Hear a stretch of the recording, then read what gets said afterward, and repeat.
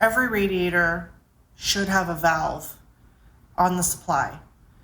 The purpose of the valve is to be able to turn the radiator on or off and stop or start the flow of water. What people have been doing over the last 10 years is we've introduced TRVs, which is a thermostatic radiator valve, in place of a manual valve.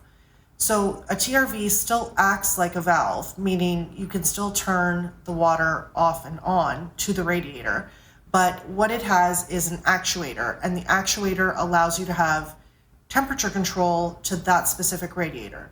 So for example, if you prefer where you're sleeping or in your kitchen where you're doing a lot of cooking, you don't want the radiator pumping at full capacity, you can actually turn down the heat at the point of the radiator and still keep the rest of your house at a comfortable temperature.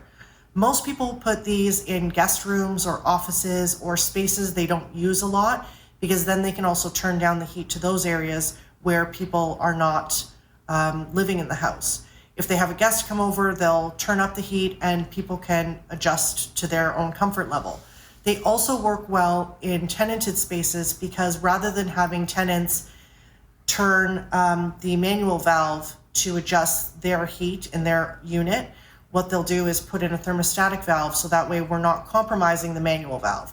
The issue is that a manual valve is not meant to regulate the temperature. So if we're constantly turning the knob a little bit at a time, what can happen is the valve can seize and then it stops working and needs to be replaced. A TRV is meant to do that job. So you can turn this up and down as many times as you want, and you're always going to have that optimum comfort level.